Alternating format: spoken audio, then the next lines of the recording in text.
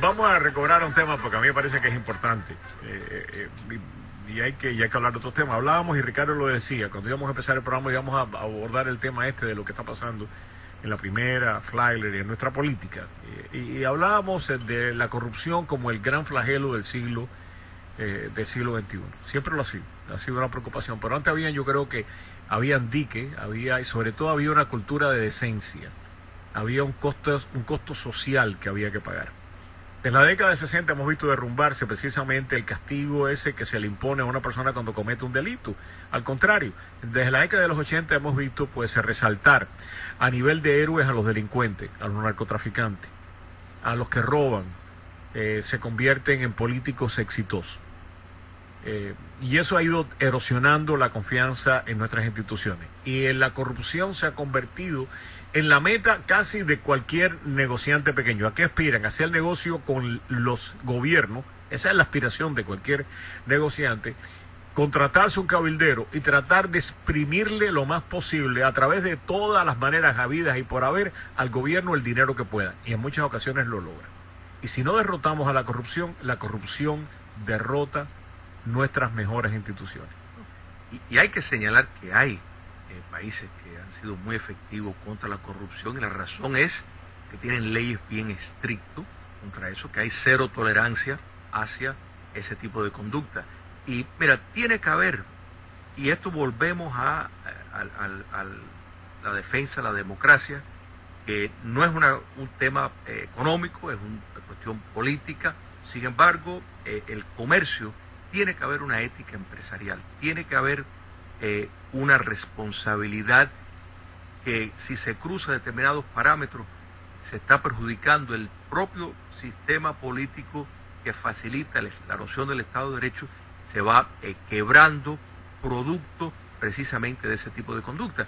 Y el poder político siempre es una atracción, o sea, siempre es una atracción, lamentablemente en la práctica lo vemos, cuando la Segunda Guerra Mundial, las empresas grandes que aún tenían contrato con Alemania nazi, hacían cabildeo al presidente Roosevelt para que no bombardeara determinadas áreas porque les había implicaciones de negocio. Eso es muy lamentable, y cuando al concluir la guerra determinadas empresas se llevó a juicio por su colaboración con el régimen nazista, uno tiene que aplaudir eso, y eso, trayéndolo a nuestros días, una empresa como Odebrecht, que tiene básicamente una mancha universal en su conducta empresarial, tiene que haber la responsabilidad del gobierno de decir, no vamos a hacer negocio con ustedes por el patrón criminal que tienen, porque es una cuestión criminal que quien termina poniendo en peligro es al sistema político y todas las libertades que la sociedad abierta emana de ahí. Mira, yo creo que la corrupción es algo terrible, lamentablemente existe en todos los sistemas políticos y hay que combatirla. Aquí tenemos la oportunidad por lo menos de denunciarla, ¿no? Más allá de la corrupción, porque evidentemente aquí existe en cantidades industriales, existe también la incompetencia. Lo que está sucediendo en esa zona de Flagler y la calle 1 es posiblemente corrupción. Yo no tengo los datos frente a mí, pero sí lo sospecho. Definitivamente existe incompetencia de no terminar una obra, existe irresponsabilidad. Según estaba yo escuchando a Juan Camilo en el programa, se rompió una tubería de esa y estuvo esa tubería echando agua. Aquí, que nos regañan por regar el césped. No, estamos en sequía, no rieguen el césped.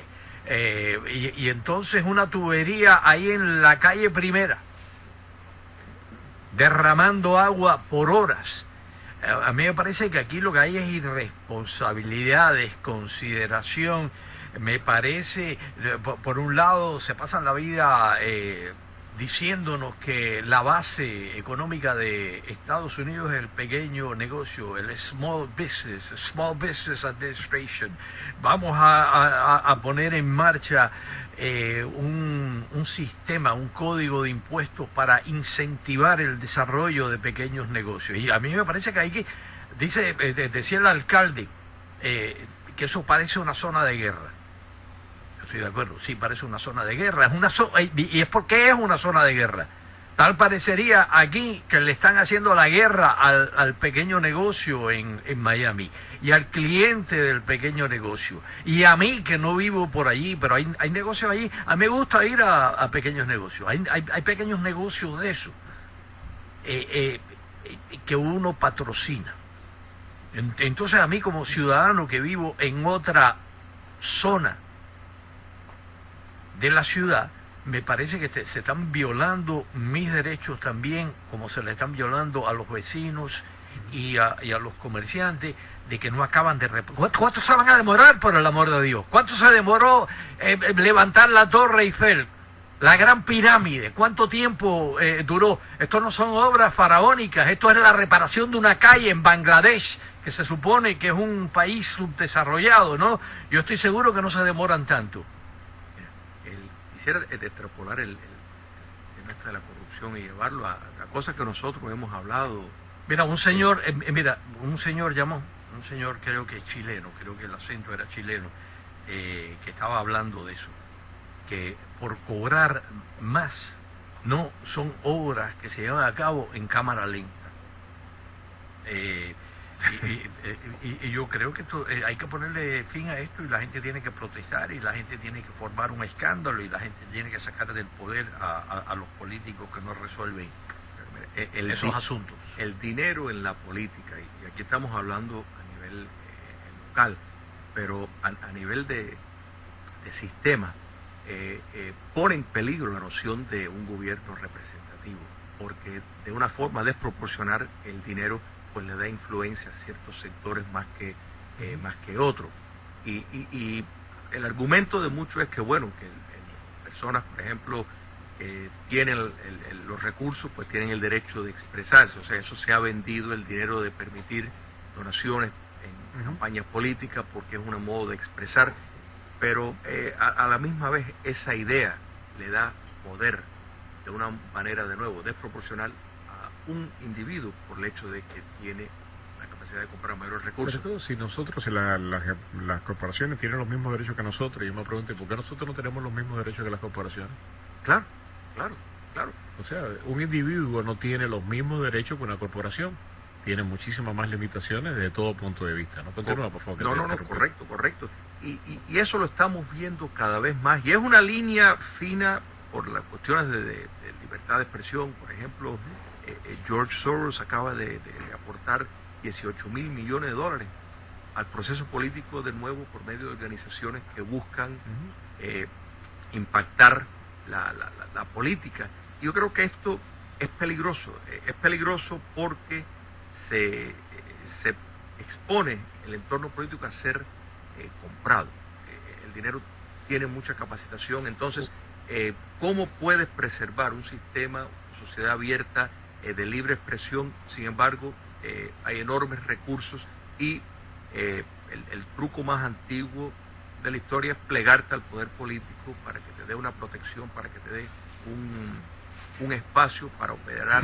Entonces tienes a la misma vez ya los políticos garantizados, porque en los Estados Unidos particularmente, si tú no tienes determinados recursos, tú no puedes competir en el entorno político. Entonces, una de las cosas que estamos viendo, lamentablemente, no es que cuando hablamos de Odebrecht, y sin lugar a dudas ha sido una maquinaria de corrupción, pero que puede ser sancionada. Claro. Aquí en Estados Unidos esa maquinaria de corrupción es exaltada como básicamente como grandes proveedores de información.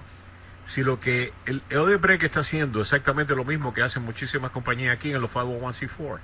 O sea, es meter dinero oscuro en campañas políticas, en cantidades industriales y afectar el proceso político. Totalmente. Eso es lo que están haciendo aquí las compañías. Eso en América Latina es ilegal. Correcto. Aquí básicamente es ejemplo de buena actitud. Y eso es la manera, una de las cosas que yo realmente, y lo hablaba con María Fernanda en la mañana de hoy, nosotros vemos la corrupción en América Latina y la condenamos. Y está bien que la condenemos. La vemos aquí y la vemos normal. Si yo ahora digo, o sea, Soros debe, como tú acabas de decir, ha metido 18 mil millones de dólares en el proceso político y nosotros nada más que miramos a los hermanos Koch, pero no miramos a Soros. Hay que ver lo que está haciendo Soros. Claro. Hay que ver lo que están haciendo. Ahora, si tú dices, los hermanos Koch están haciendo esto, tú dices, este es un liberal. Si tú dices, el Soros está haciendo esto, no, este es un conservador que lo que quiere es destruir. Si tú dices, y esto con todo respeto a los amigos del gobernador, si tú dices, si en América Latina una persona sale electa después que le han puesto una multa de 1.200 millones de dólares por fraude al Medicare, al sistema de salud del Medicare, no dice, ese es un país de basura, por no decirla, mira eso, cómo esta persona que tuvo que pagar, que lo cogieron robándole a las instituciones médicas de su país y le han puesto una multa de 1.200 millones, lo han convertido en presidente, en gobernador. Nosotros decimos, ese país es una cosa, aquí nosotros, tú dices eso, no, tú estás politizando el asunto y eso no tiene que ver una cosa con las otras. No, sí, es lo mismo. Mira, yo creo que es lo mismo. Yo creo que es sumamente complejo. Yo creo que es repulsiva, debe ser condenada, debe ser desterrada la corrupción en cualquier otro lugar del mundo, y la corrupción existe aquí al igual que existe en cualquier otra latitud, y hay una obligación, sobre todo ética, de combatirla. Sé que hay corrupción en Brasil, sé que el presidente de la Odebrecht sigue preso en Brasil, me parece bien, no tengo los mayores detalles. Yo vivo en Miami y me interesa mucho lo que ocurre en el resto del mundo, y me interesa mucho lo que ocurre, por supuesto, en un país tan importante y tan maravilloso como Brasil. Pero aquí es más complicado en el sentido, yo creo que sí se trata de combatir la corrupción. Algunos corruptos caen. En cuanto a la política, claro. Mira, el gobernador ganó, él dice que no fue él, que él había renunciado a la compañía, y la gente votó por él. En parte la gente votó por él porque el otro partido nomina gente mediocre. Claro, eso pudiéramos decir, estoy seguro que un corrupto, y no lo digo por ti, pero estoy seguro que esa es la misma aplicación que da un corrupto brasileño. Votaron por mí. Lo que estoy diciendo es algo que va mucho más allá. Y ahí donde básicamente es que las leyes en América Latina no amparan. Yo prefiero vivir aquí, francamente. Nadie dice que te tienes que mudar, Ricardo. Nadie dice que te tienes que mudar. No, pero yo no estoy diciendo que nadie dijo, pero hago esa salvedad, te digo la verdad. Exactamente. Mira, entre lo que produce en calidad de vida, porque yo tiendo a ver la política, mira, yo no vivo en Washington, no hay nada que creo yo que yo pueda hacer que haga cambiar al presidente o que haga callar la boca a la congresista Frederica Wilson, o que haga que Mitch McConnell se ponga de acuerdo en algún proyecto de ley urgente con los senadores de la otra bancada, la demócrata. Yo veo la política, ¿qué puedo hacer yo? ¿Cómo me afecta mi vida directa? Por ejemplo, yo me identifico muchísimo más con, mira, las imágenes de la política para mí es, mira, esta pobre mujer, mira esta pobre viuda. Cállense la boca ya, llame a la señora ya, que tráigase su orgullo, señor presidente. Usted, señora Frederica, también. Denle consuelo a esa mujer, y de aquí a 5 años, mire ver cómo anda esa pobre niñita. Preocúpense de los hospitales de los veteranos. Esa es la política para mí. Arreglen la condenada maldita tubería en la calle Primera. Julio, yo te digo la verdad, yo vivo aquí. Tenemos que pasar a la policía, que tenemos Julio. Y si Odebrecht aquí, porque tienen una cosa aquí, socorro, que los metan presos. Pero yo creo que el punto que Roberto estaba haciendo es que lo que es una condena, lo que es condenable por ley en América Latina, aquí es amparado por la ley, ese tipo de misma conducta, y eso es un peligro. O sea, la política pública no puede tener tanta influencia por el dinero que se hace legalmente por medio de donaciones. Eso pone en riesgo la noción del pluralismo, la noción de la democracia, y hay que realmente entenderlo, y lo estamos viendo ahora, que ya va más allá de ideología. Ya, o sea, el aporte comercial entra en la política y es bipartidista. Totalmente de acuerdo, no tiene ideología. No tiene ideología, por eso hablaba de Soros y hablaba de los hermanos Koch, que están influyendo de una manera, yo creo, total y completamente peligrosa para la estabilidad democrática del país. O sea, y eso hay que atenderlo. Nuestros corruptos, porque sean nuestros corruptos, no son mejores que los corruptos de ningún otro país. Y la corrupción está minando las instituciones de una manera peligrosísima. Para mí son peores, porque en ese sentido sí me afectan mi vida aquí. Y lo que vemos es que básicamente el proceso político en los Estados Unidos, yo creo que tiene que empezar a atender esas nuevas realidades. Nosotros no podemos seguir diciendo, mira que en Brasil, si en Brasil existieran las mismas leyes que aquí, ni Lula estuviera enjuiciado, ni Neves, ni la, ¿cómo se llama la otra presidenta? Ni la Rousseff estuviera fuera del poder, ni Neves estuviera cuestionado. No estuvieran. Y yo por eso te digo, y nosotros decimos, mira qué corrupción hay en Brasil. Totalmente. No. Lo que hay leyes para combatir la corrupción que están siendo básicamente ejecutadas. Ahora, y sobre todo por el jueces. Pero es que ese es el punto. Mira, humor. Aquí tú hablas de financiamiento público de las elecciones y pues... Eso es comunismo. Es que todo es comunismo. Pero es que eso realmente es la única forma. La única forma que tú puedes preservar de una manera imperfecta, pero preservar cierto orden. Pero mira, yo te digo la verdad y lo digo con mucho respeto y cariño. A veces las comparaciones a mí me parece que no vienen al caso. Yo te digo la verdad y yo lo siento mucho.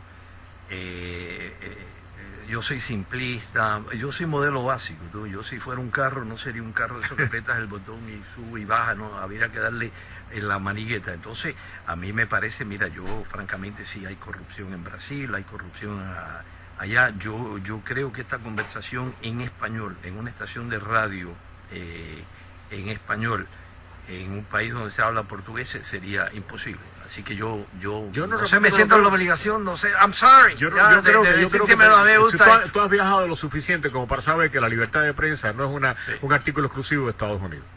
O sea, eso no es ni que la democracia tampoco, ni que las instituciones, ni que los fiscales, No, pero la sociedad sí, y eso, y la calidad de vida, y sobre todo la calidad de vida que puede tener una persona que viaja de otro lugar, por lo que sea. Claro, yo me imagino que los corruptos en Brasil viven muy bien.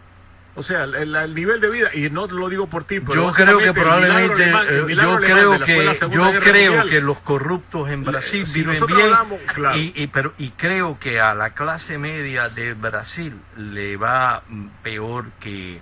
No, sí, cuando Lula, nosotros aquí, porque veo que cuando Lula a través de la corrupción, americanos allá, sacaron, mira que es maravilloso ese país. Cuando Lula a través de mira, en Costa Rica hay miles de América, pero no te dejamos hablar a ti. Tú sabes que en Alemania que vimos después de la segunda de la primera guerra, después de la segunda guerra, en el sentido económico es ordoliberalismo, o sea, liberalismo con orden. La noción del orden es que había que tener... Estamos hablando después de la Segunda Guerra Mundial. Correcto, si no, porque es que ellos vieron en Alemania que Hitler utilizó la monopolización de empresas a su favor, o sea, que promovió monopolizar industrias para entonces darle concesiones. Entonces, como único tú podías evitar eso es tener determinada orden. Exactamente. Al sistema. Pero también después de la primera crisis de la Guerra Mundial, cuando Hitler tomó el poder, Alemania era un desastre económico serio. Y básicamente encarrila y crea un modelo económico, como tú señalas, un modelo económico que lo pone al servicio de su proyecto político. Eso es así. Pero muchos alemanes lo que estaban diciendo es eso mismo, estamos viviendo de lo más bien, ¿para qué nos vamos a meter ahora en estos problemas políticos si Hitler nos ha sacado del hueco? Y hay veces que hay veces que la bonanza económica que algunos proyectos inspiran no es solamente lo único que hay que ver, porque tiene que haber acompañado. Mi querido amigo, gracias.